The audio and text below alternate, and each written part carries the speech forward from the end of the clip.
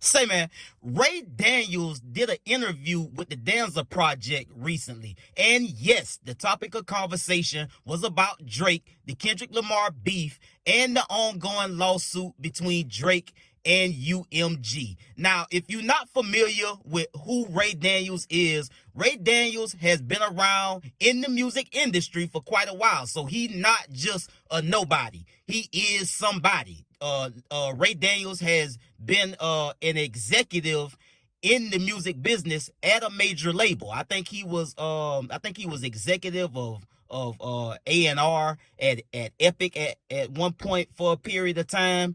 And so he do know the inner workings. He sat down to the table and make the deals. He bring the talent, he do the negotiating, and that's what he do. So he know the inner workings of how the industry work, who these people is, what they'll do, what they won't do, and what they'll go for as well. Now, since Ray Daniels left that side of the business with working directly for a major label, he since then started his own management firm, CEO and founder of Radar Management LLC.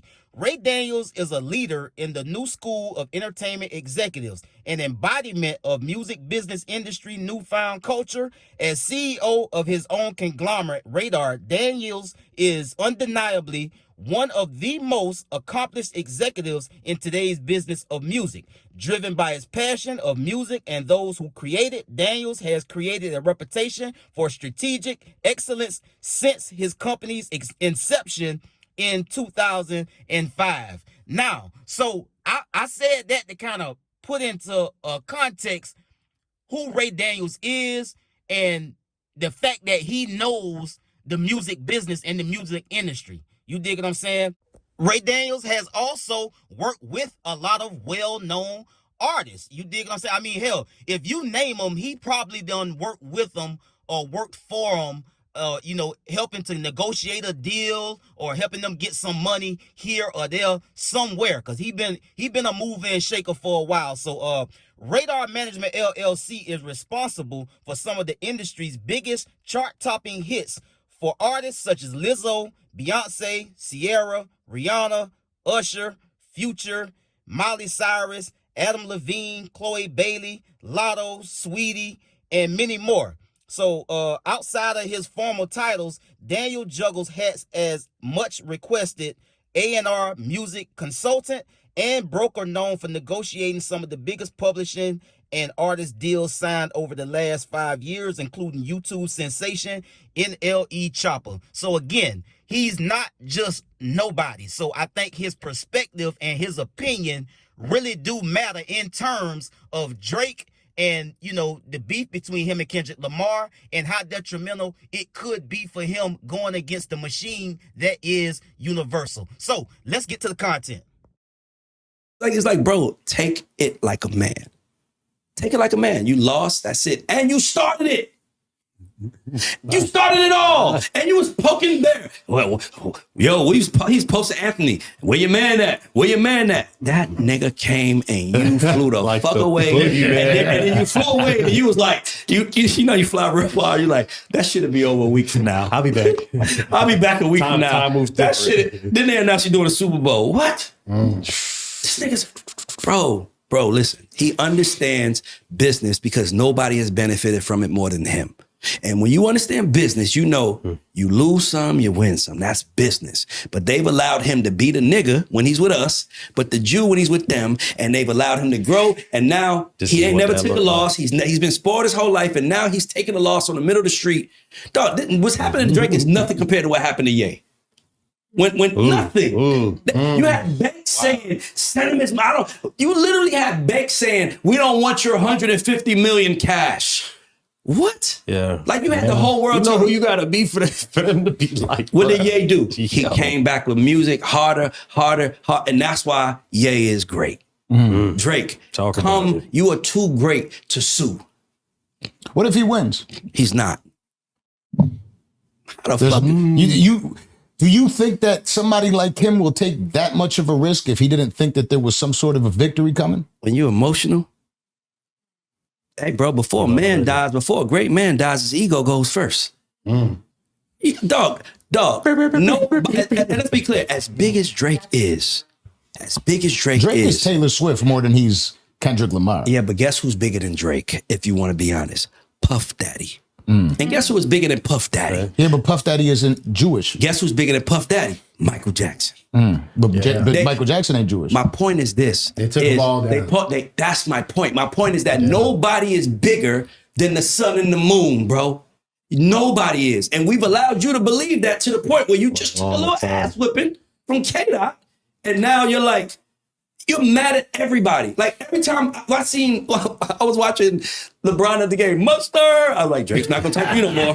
When Billboard announced that Kendrick had 8 of the top 10 on Billboard 100, I was like, he gonna sue Billboard.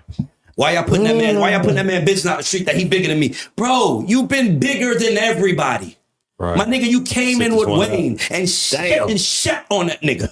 Got bigger than him and never looked back. That's why he didn't say nothing.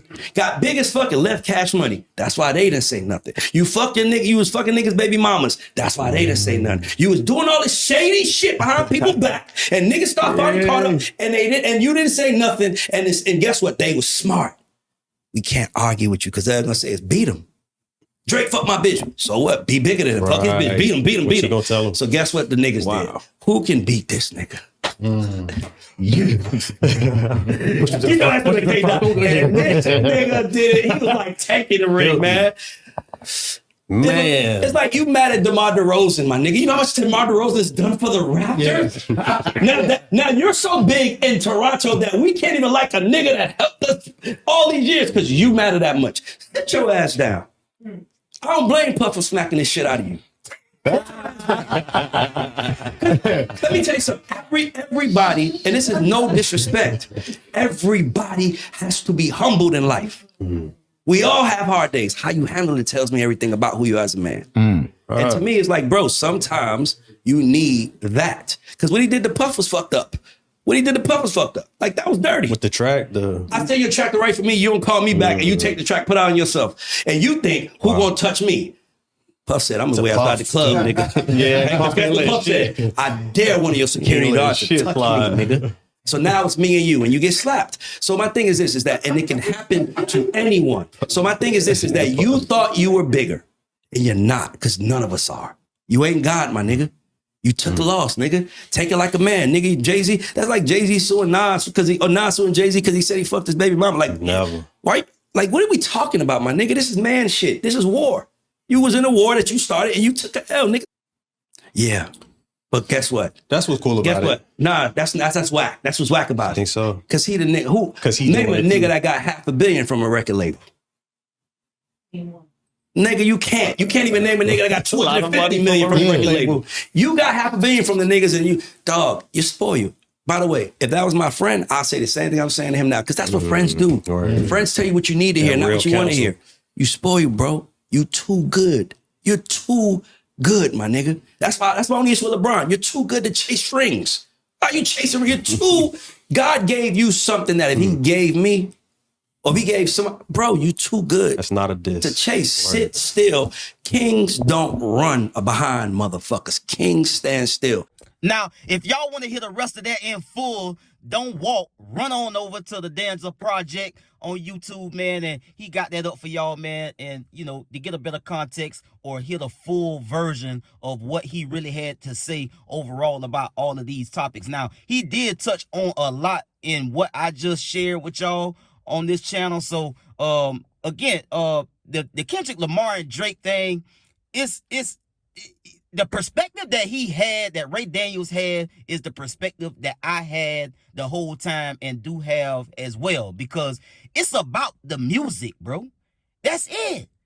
Ain't nobody hate Drake, bro. I don't hate Drake. I'm a fan of Drake. I'm a fan of Kendrick Lamar. I'm going to say it over and over again every time I do content on Drake and Kendrick Lamar, because I'm a fan of them both. But I'm not going to sway one way or another, or, you know, say I don't like a record when I know it's a hard record. I'm a fan, bro. I'm a fan of hip hop. I'm a fan of the music. So if it's a hard record, I'm gonna say it's a hard record.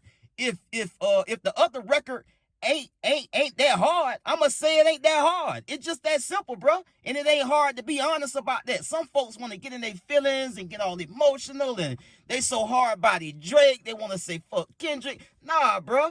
It's about the music, bro. That man legal battles and whatever he got going on with Universal Music Group, bro, that's personal. That's aside from the sport of hip hop and the music, bro.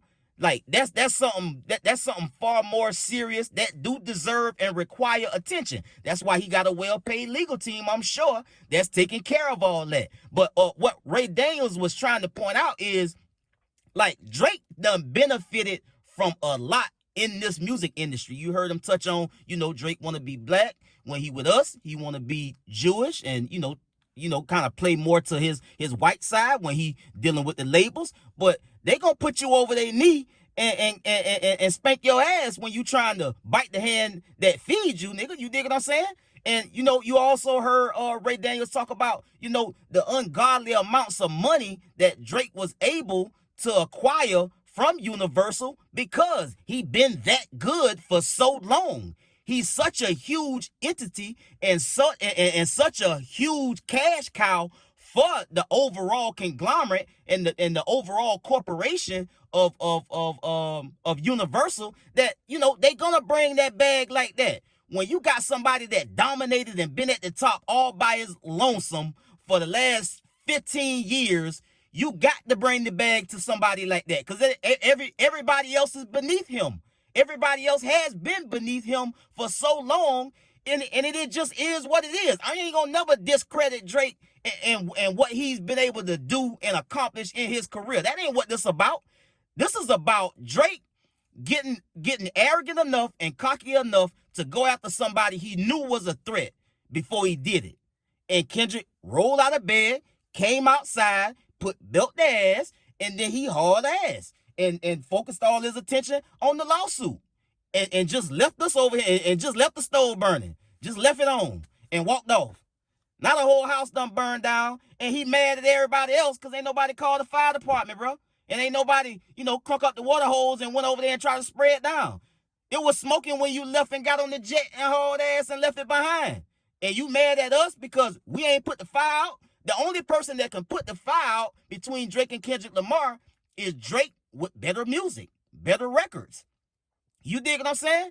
And that's what Ray Daniels was trying to push. And Daniels will try to get, he tried to push back here and there about, he tried to make excuses and all that for Drake, but Ray Daniels pointed out the fact that, look, it's bigger people that's fell to this machine that is the music industry. He name dropped Diddy and what he going through by trying to go against, the gods of this here music business. He talked about other folks. So he said all that to say, Drake is not bigger than these people that built him.